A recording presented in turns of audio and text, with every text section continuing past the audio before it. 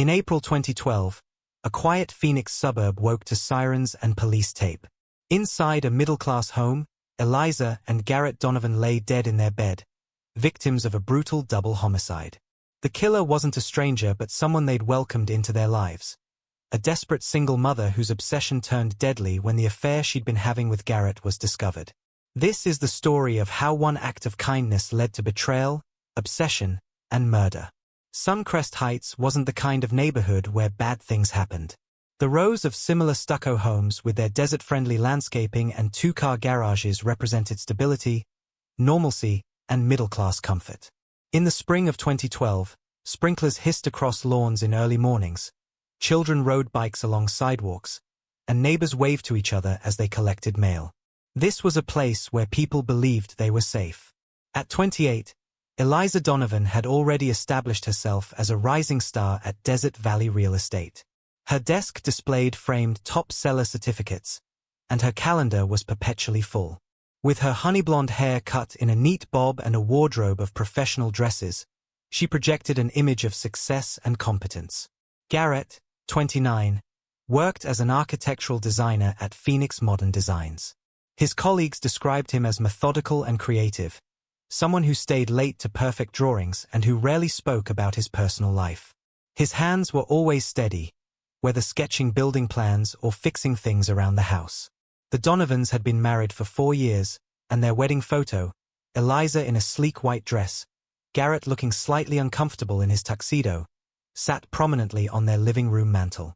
What the photo didn't show was the couple's growing distance, the subtle cooling of their relationship as Eliza's career demands increased and Garrett retreated further into his quiet routine.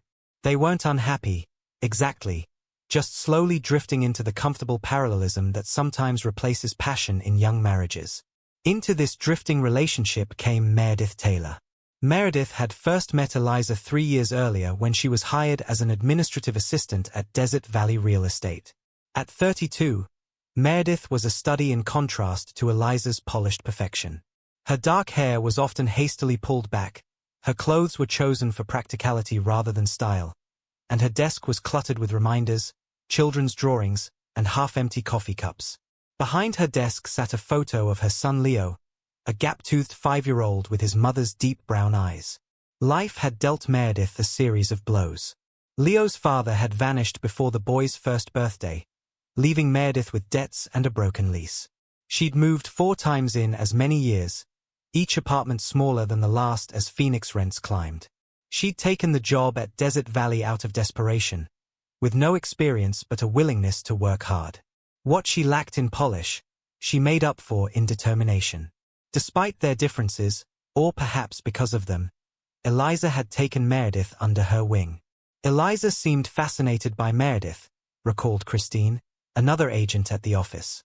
Like Meredith was this exotic creature who lived a completely different life. Eliza would bring her coffee, invite her to lunch. At first, we thought it was just Eliza being nice to the new girl, but it turned into a real friendship. For Meredith, Eliza represented everything she'd never had: security, success, a partnership. She both admired and envied her friend's seemingly perfect life. In January 2012, that friendship faced its first test. Meredith's landlord sold her apartment building to developers, giving tenants 60 days to vacate. With her limited income and poor credit history, finding a new place seemed impossible.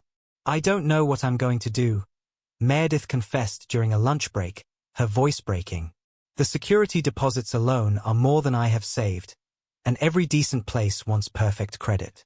Leo and I might end up in a weekly motel." Eliza's solution came without hesitation: "Stay with us. We have the spare bedroom just sitting there. You can pay what you can afford until you find something permanent." The offer was made with genuine compassion. What Eliza couldn't have known was how this simple act of kindness would set a tragedy in motion. February 15, 2012. A cool Arizona evening. Meredith and Leo arrived at the Donovan home with 3 suitcases and a box of toys. That first dinner together established what would become their routine. Eliza cooked pasta while Garrett set the table and Leo carefully placed napkins at each place. They ate together, laughing at Leo's stories about kindergarten. After dinner, while Eliza cleared dishes, Garrett showed Leo how to build a tower with blocks in the living room. "Look at me," Leo called to his mother, pointing at his creation. "That's amazing, buddy," Meredith said. But she wasn't watching the tower. She was watching Garrett, his patient hands guiding Leo's smaller ones, the gentle way he spoke to the boy, how naturally he slipped into the role Leo had never had filled. And for just a moment, Garrett glanced up and caught Meredith's gaze. Something passed between them, brief, unspoken, but electric. He looked away quickly, returning his attention to Leo's blocks. But Meredith had felt it, and she wouldn't, forget it. The arrangement had begun, and so had the unraveling. By March 2012, the Donovan household had established its rhythm. Mornings were a synchronized routine, Eliza departing first for early client meetings, Garrett dropping Leo at kindergarten on his way to work, and Meredith arriving at the real estate office as Eliza left for showings. Their paths crossed just enough to maintain normalcy, but rarely long enough for deep conversations. Evenings brought them together around the dining table. Eliza would share sales victories while Meredith prepared meals as her contribution to the household. From the outside, this arrangement appeared perfect. Inside, subtle shifts were already occurring. Saturdays became Garrett and Leo's time together.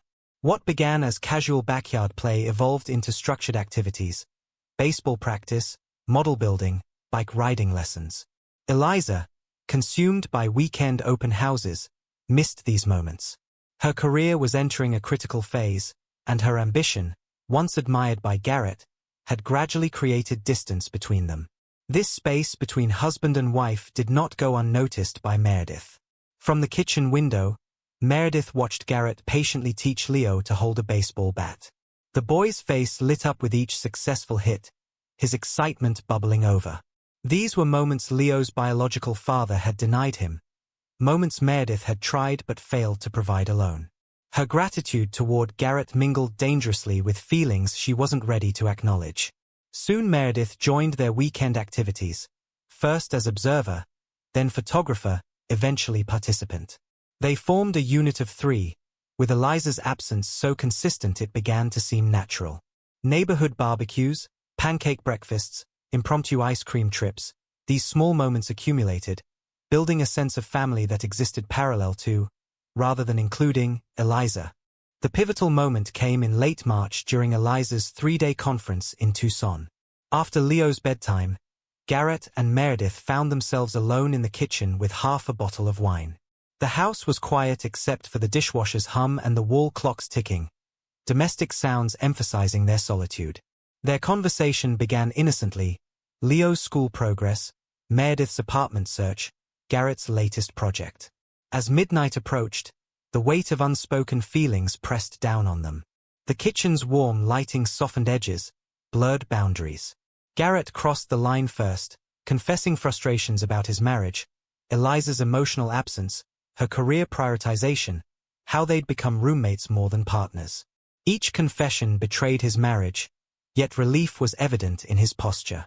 Meredith listened without interruption, her presence inviting his continued unburdening. She revealed her own loneliness, the challenges of single parenthood, her fears for their future. The vulnerability in her voice created artificial intimacy, the false closeness of late-night shared secrets. When she rose to leave, their movements became a careful choreography of near-touches and averted gazes. Morning brought shame. Both were determined to maintain appropriate boundaries. They moved around each other carefully, polite but distant. Yet by evening, their attraction had only intensified, the forbidden nature adding an element neither had experienced in years. On the second night of Eliza's absence, after tucking Leo into bed, Meredith found Garrett reviewing blueprints in the living room. She sat beside him, close enough that their shoulders brushed.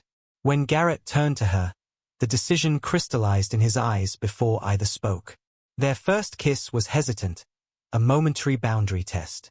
The second erased all restraint. Guilt followed immediately, but not enough to prevent what came next. They chose Garrett's office rather than the bedroom he shared with Eliza, a meaningless distinction that let them compartmentalize their betrayal. Afterward, They avoided eye contact while making hollow promises it wouldn't happen again. Eliza returned the following evening to a home where everything looked the same but nothing was.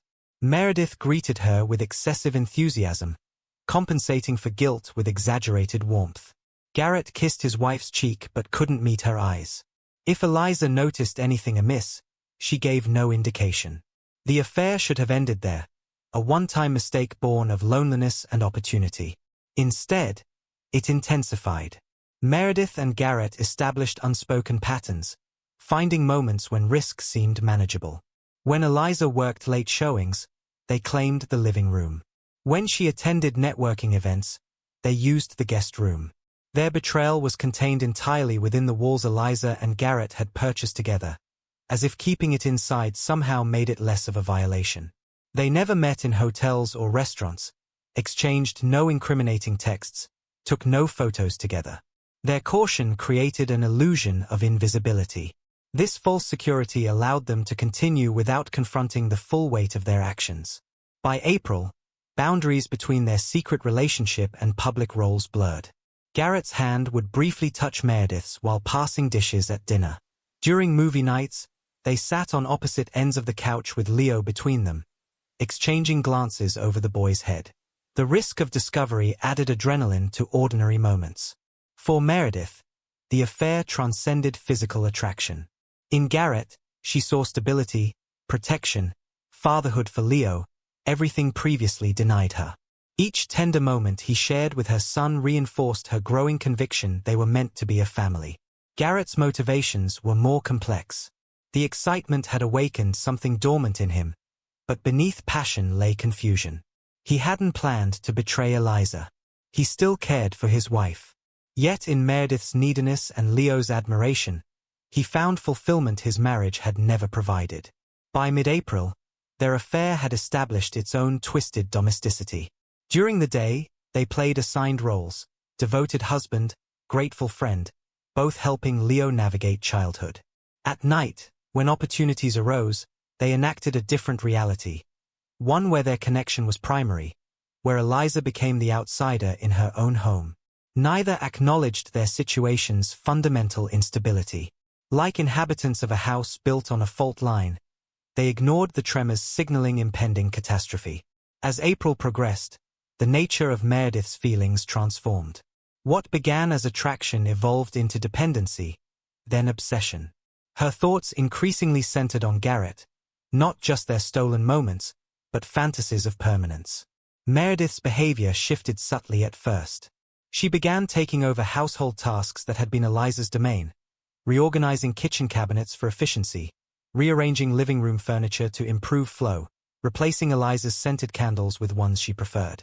Each small change was a form of territorial marking, establishing psychological ownership of a space that wasn't hers. For Garrett, the affair provided a psychological escape hatch from mounting dissatisfaction. He developed a compartmentalized existence, husband in one room, lover in another, never confronting the fundamental incompatibility of these roles. The ethical man Garrett had believed himself to be was gradually replaced by someone unrecognizable, a person capable of looking his wife in the eye while betraying her under their shared roof. Leo, innocently entangled in the adult's complex dynamics, formed a deep attachment to Garrett.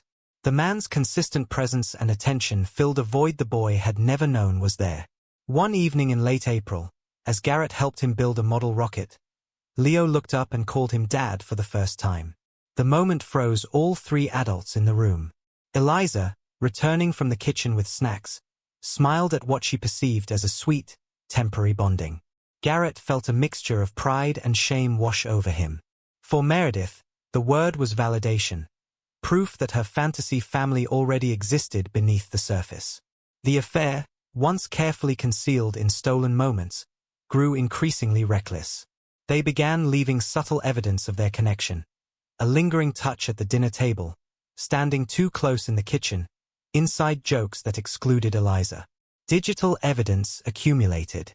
Late-night text exchanges became their lifeline when physical contact wasn't possible. "I can hear you breathing through the wall," Meredith would write from her bedroom. "Thinking about last night," Garrett would respond from beside his sleeping wife. They saved these messages, creating a digital record of their betrayal that contradicted their supposed caution.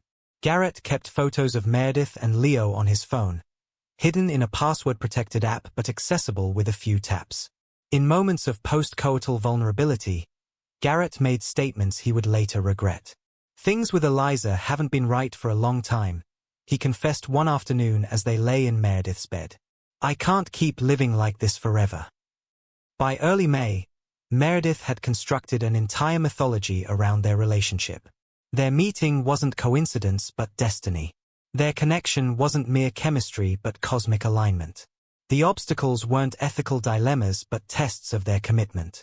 She began to view Eliza not as her friend and benefactor but as an impediment to her rightful happiness. We're meant to be together, she whispered to Garrett during one of their stolen moments. You, me, and Leo, we're already a family. Can't you feel it? Garrett, caught in the undertow of her conviction, nodded without fully comprehending the depths of Meredith's belief. For him, someday remained a vague horizon. For Meredith, it had become an imperative, a promised land she could almost touch. This fundamental misalignment in their expectations created a dangerous pressure system, one that would ultimately erupt with devastating force. By mid-May, the carefully constructed facade in the Donovan household began to crack. Eliza, despite her demanding schedule and natural tendency to assume the best in others, couldn't ignore the subtle shifts in her home environment. The most troubling change was in Garrett. Her once predictable husband had become emotionally distant, present physically but absent in all the ways that mattered. Their conversations, once flowing easily about work and future plans, had become perfunctory exchanges about household logistics and schedules. At first, Eliza attributed these changes to work stress. Garrett had mentioned a challenging commercial project with tight deadlines. When he grew quiet during dinners, she filled the silence with her own stories. When he declined social invitations, citing fatigue, she attended alone and made excuses for his absence. This willful blindness was a form of self-preservation. Acknowledging the problem would require confronting possibilities too painful to consider. Garrett's just going through a phase, she told her sister during a rare moment of admitted concern. All marriages have their ups and downs. The reassurance was meant more for herself than her skeptical sister. The household dynamics had subtly shifted as well. Eliza had initially welcomed the warm relationship developing between Garrett and Leo, seeing it as a preview of their own potential future as parents. Now she found herself on the outside of inside jokes, entering rooms where conversations would suddenly cease, witnessing glances between Meredith and Garrett that seemed to carry hidden meaning. These moments accumulated like tiny paper cuts, individually insignificant but collectively painful. In a cruel twist of irony, Eliza sought comfort from the very person causing her pain. During a rare lunch break together in late May, she confided her concerns to Meredith. I'm worried about Garrett. He seems disconnected lately. Like he's physically there but mentally somewhere else. Have you noticed anything? Meredith's response was a masterclass in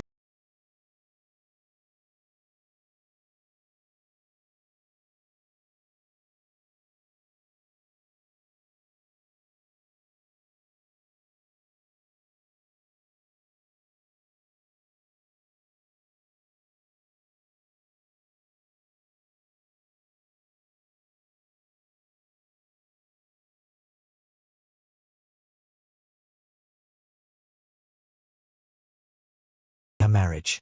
Meredith followed with subtle recommendations that served her own interests, suggesting Eliza reduce her work hours, turn down the promotion she'd been considering, spend more time at home.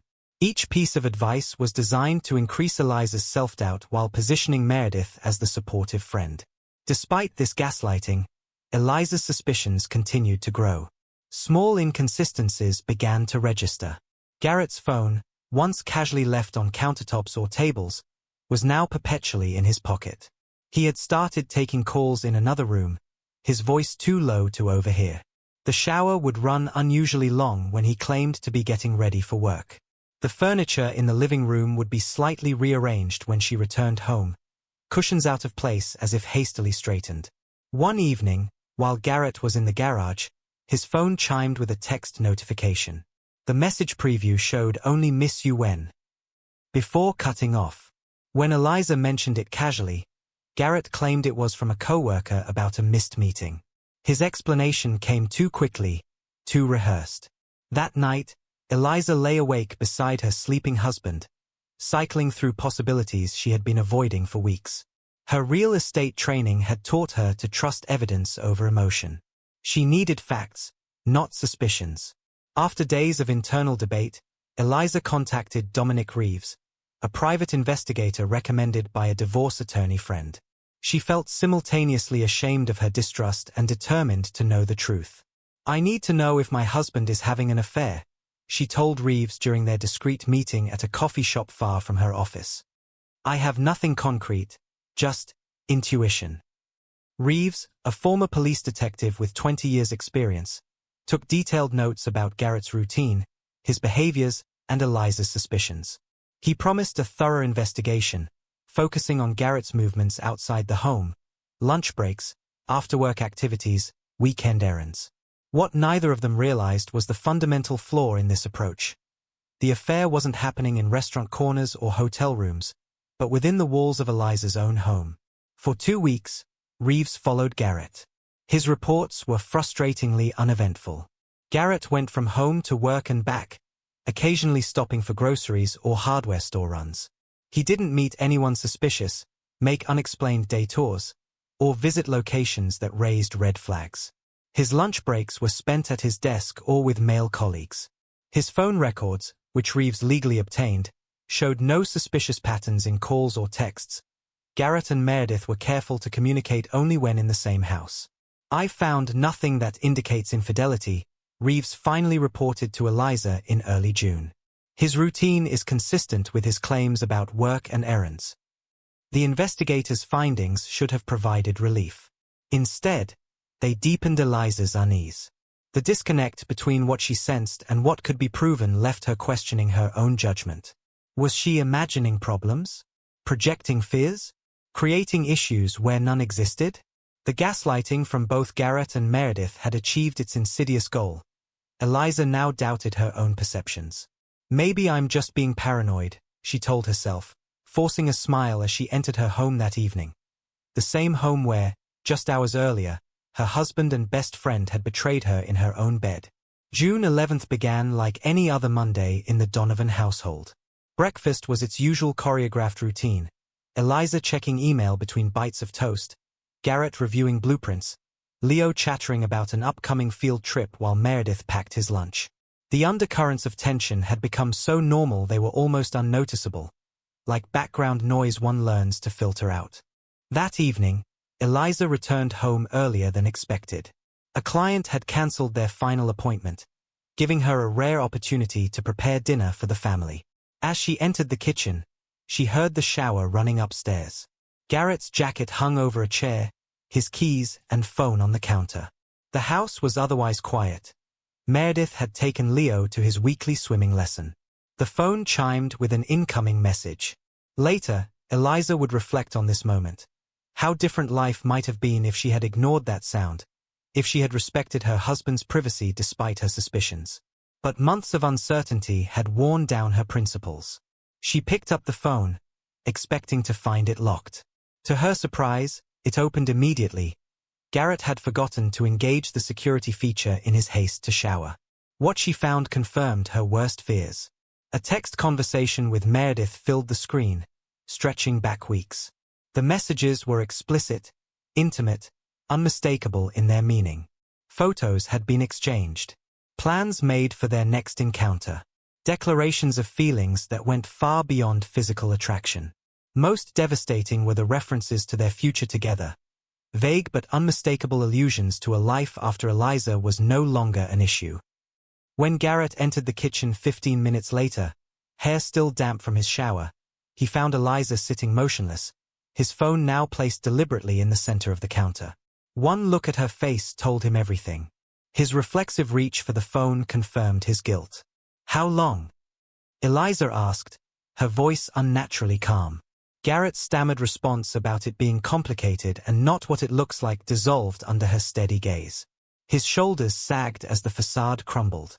Since March, he finally admitted. After Eliza went to Tucson. The confrontation that followed was remarkably quiet. No shouting, no dramatic gestures, just the methodical dismantling of lies that had structured their lives for months. Eliza's questions were precise, her tone controlled despite the tremor in her hands. Each answer from Garrett revealed new depths to the deception, new examples of calculated betrayal. As his initial denials gave way to full confession, Garrett's demeanor transformed. The confidence that had fueled his double life evaporated, replaced by desperate justifications and pleas for understanding. He claimed his love for Eliza had never wavered. The affair had been a mistake, a temporary insanity, meaningless despite the evidence to the contrary on his phone. He blamed stress, attention-seeking, midlife crisis, grasping at any explanation that might mitigate his actions. When he finally resorted to begging for forgiveness, tears streaming down his face, Eliza cut him off with a raised hand.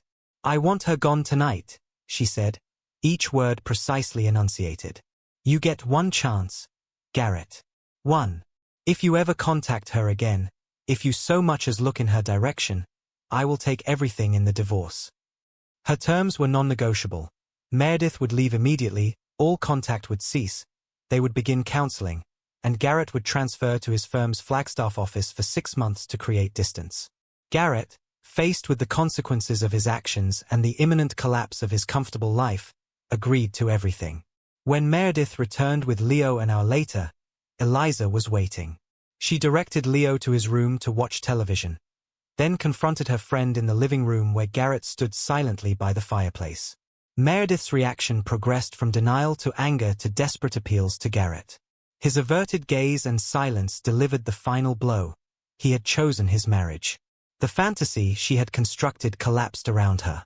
Her pleas turned to Eliza, invoking their friendship, claiming temporary insanity, even suggesting Eliza had neglected Garrett emotionally. Each attempt broke against Eliza's resolute calm. By 9 o'clock that evening, Meredith and Leo were gone, their belongings hastily packed into suitcases and garbage bags. Eliza had arranged and paid for a weekly rental apartment across town, a final act of pragmatic charity that somehow emphasized the complete severance of their relationship. The guest room was stripped bare, windows open to clear the air, bedding bundled for donation. Every trace of Meredith's presence was methodically erased. In the following days, the Donovans presented a united front to curious neighbors. They explained Meredith's sudden departure with a story about a job opportunity in another city. Garrett began coming home with flowers and small gifts. They were seen dining at nice restaurants, apparently rebuilding their relationship. Garrett attended his first counseling session, made arrangements for his temporary transfer, and demonstrated all outward signs of genuine remorse. To anyone watching, it appeared the crisis had been weathered, the marriage saved through difficult but necessary confrontation. This appearance of resolution would make the tragedy that followed all the more shocking to those who believed they had witnessed a relationship healing rather than a powder keg with a lit fuse. The weekly rental apartment Eliza had secured for Meredith was a sterile, beige space in an anonymous complex on Phoenix's east side. The furniture was minimal, a futon couch, a rickety dining table, twin beds for her and Leo. After the warmth of the Donovan home, this place felt like exile, punishment for a crime she didn't believe she'd committed. "When are we going home?" Leo asked repeatedly during those first days, his small face confused by the sudden transition. Each time, Meredith struggled to explain something she herself couldn't accept. "This is our home now, sweetheart," she would say, voice strained with forced cheerfulness. "We'll make it nice, you'll see." But privately, Meredith rejected this new reality. In her mind, their rightful home remained on Mesquite Lane, with Garrett. She began constructing an alternative narrative, one where Garrett hadn't willingly chosen Eliza, but had been manipulated or coerced into rejecting her.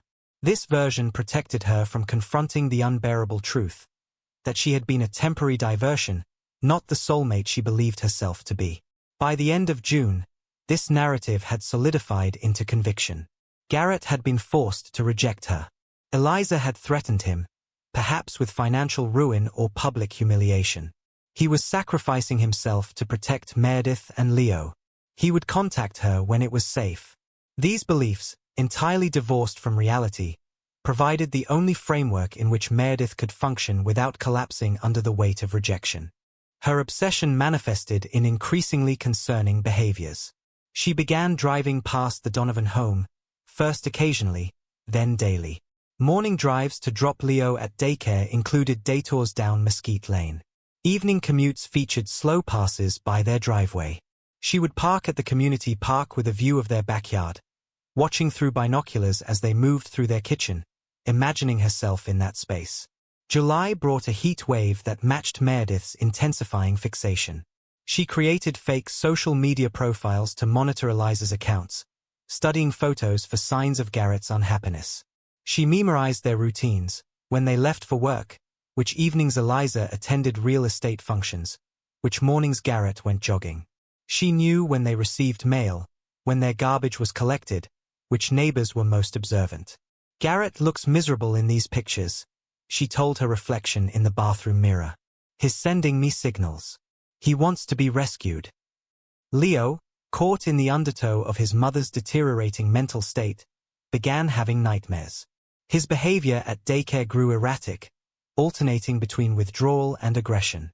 The providers expressed concern, suggesting counseling, but Meredith dismissed their worries. The child's distress only reinforced her belief that they needed to return to their real family. "We'll be back with Daddy soon," she whispered to him at night. "He misses us too." By mid-July, vague fantasies of reunion had crystallized into concrete plans. Meredith began keeping a notebook detailing the Donovans' schedules, the layout of their home, notes on security measures. She knew which windows were regularly left unlocked, which floorboards creaked, where spare keys were hidden. The meticulousness of her planning contrasted sharply with the irrationality of her objective. On July 18th, Meredith purchased a hunting knife from a sporting goods store 30 miles outside Phoenix, paying cash. The transaction was unremarkable, just another customer preparing for Arizona's deer season. That night, she practiced holding it, getting comfortable with its weight and balance. She researched online how to ensure a fatal wound, watching videos about major arteries and blood loss that would later feature prominently in her search history. Leo spent increasing time with a neighbor, an elderly woman who had taken pity on the struggling single mother. These babysitting sessions gave Meredith freedom to conduct surveillance without her son's presence. Hours spent watching the Donovan home, learning its patterns, rehearsing her approach in her mind. The catalyst came on July 22nd. Scrolling through Eliza's social media, Meredith discovered a post that shattered what remained of her tenuous grasp on reality. The photo showed Eliza and Garrett at dinner, champagne glasses raised in celebration. The caption read, "Renewing our vows next month. Sometimes challenges make you stronger. So blessed to have this man in my life.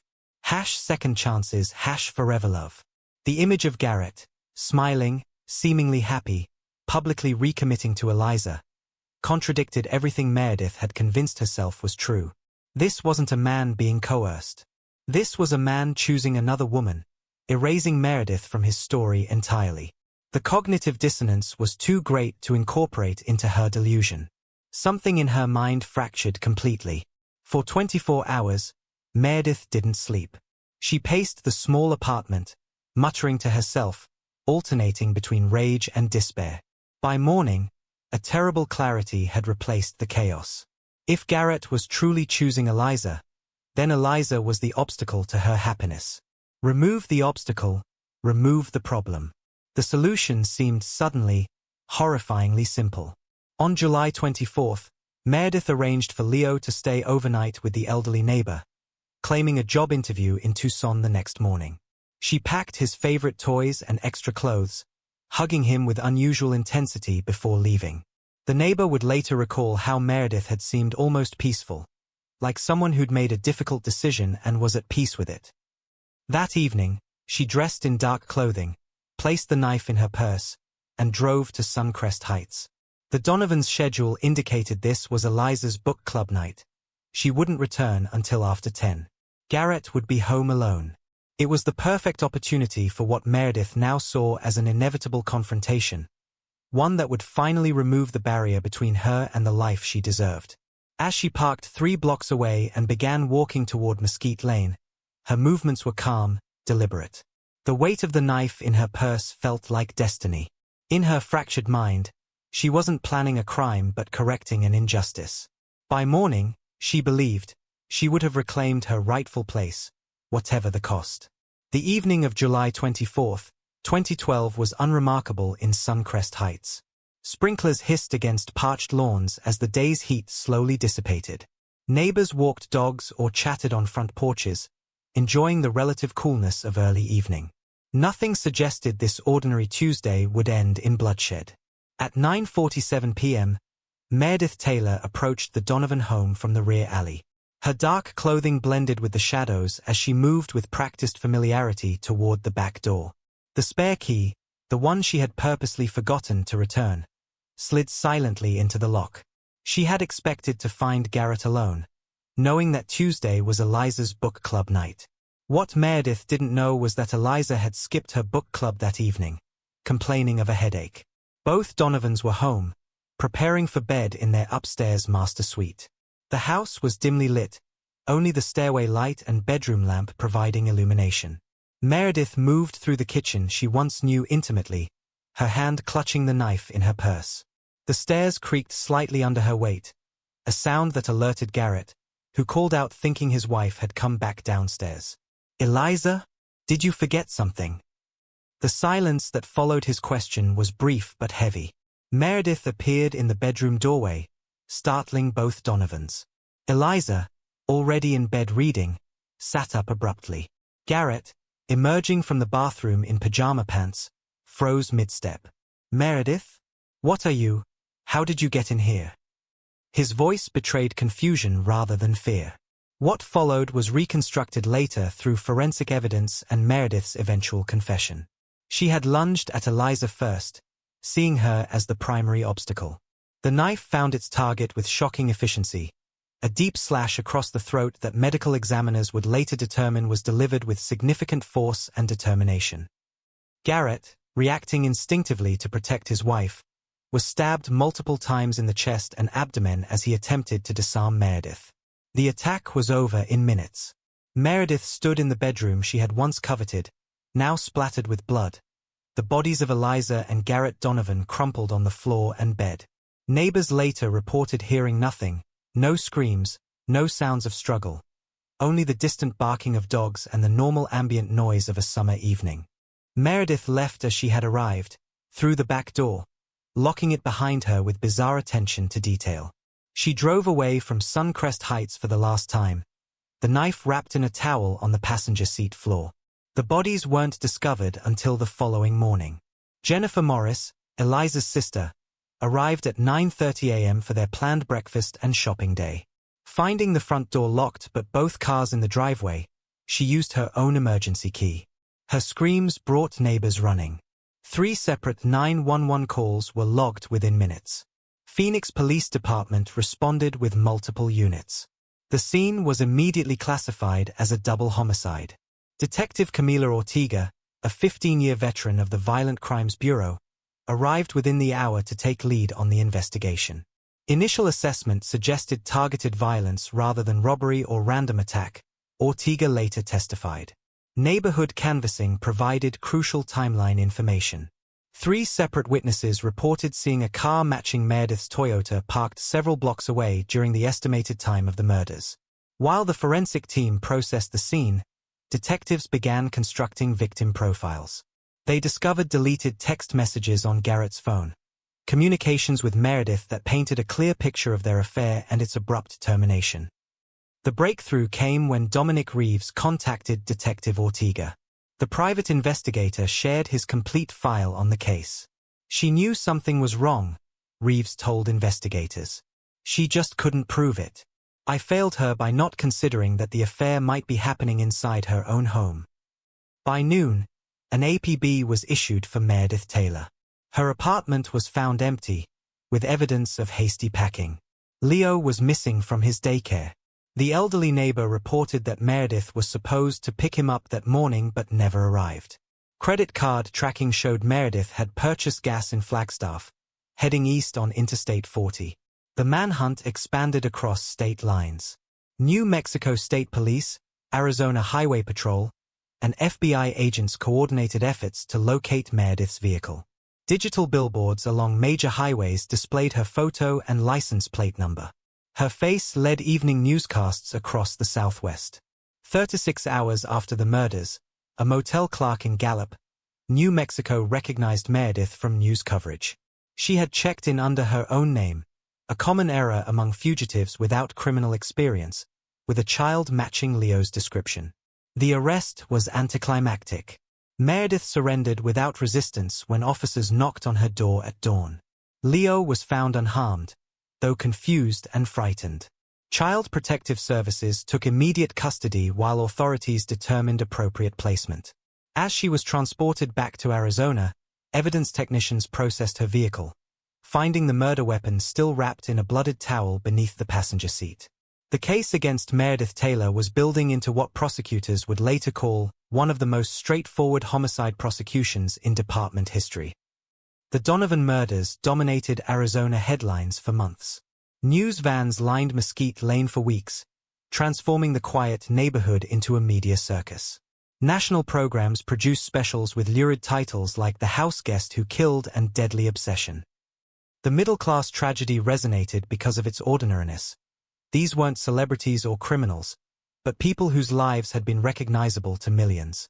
"It could have been any of us," said Teresa Mendoza, who lived 3 doors down from the Donovans.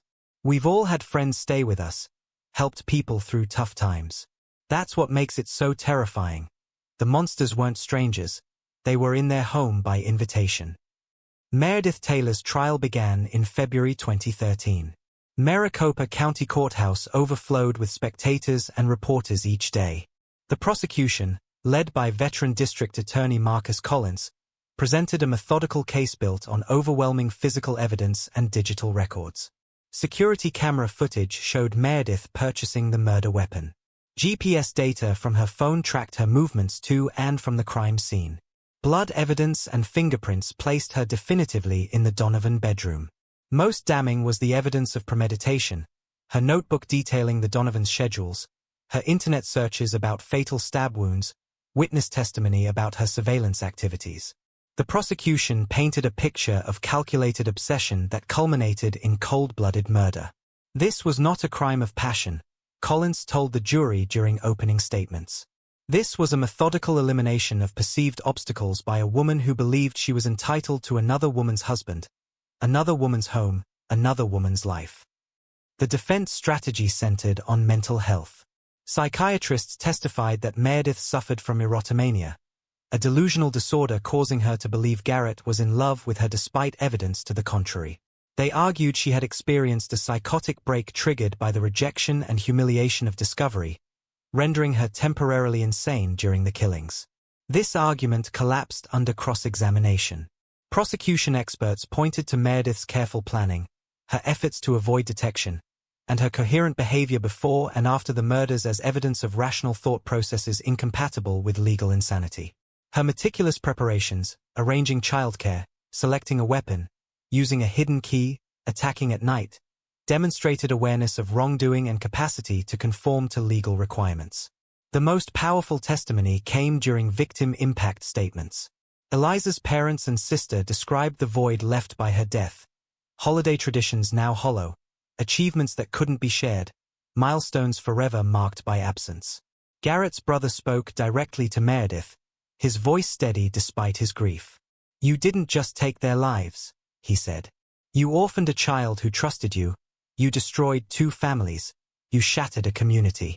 And for what? A fantasy that existed only in your mind." After just 6 hours of deliberation, the jury returned with their verdict. Guilty on 2 counts of first-degree murder with special circumstances. Judge Miranda Holloway sentenced Meredith to life imprisonment without possibility of parole. As bailiffs led her away, Meredith's expression remained blank, as if still unable to comprehend the reality of what she had done. Leo Taylor, who had been in foster care during the trial, found permanent placement with Garrett's brother Andrew and his wife Emma. The couple moved from Chicago to Arizona, determined to provide stability for the traumatized child. Therapists reported that while Leo continued to struggle with nightmares and attachment issues, his resilience was remarkable. By his 7th birthday, he was beginning to thrive in his new environment, though the psychological impacts of his early experiences would require ongoing support. Suncrest Heights changed in subtle but significant ways. Neighbors formed closer bonds, creating community watch programs and support networks. The Homeowners Association installed additional streetlights and security cameras. A small memorial garden was planted in the community park, with 2 flowering trees representing Eliza and Garrett. Annual gatherings there became a tradition, evolving from grief rituals to celebrations of community resilience. The Donovan house remained empty for 8 months, the location's history deterring potential buyers despite significantly reduced pricing. Eventually, a company purchased it, completely renovated the interior, and resold it to a family relocating from Oregon, newcomers unaware of the property's tragic associations. Life resumed its normal rhythms. But beneath this restored normalcy, residents carried the knowledge that ordinary lives can harbor extraordinary darkness, that passion can twist into obsession, desire into destruction, and that the most dangerous threats often come not from strangers, but from those we welcome into our homes and hearts.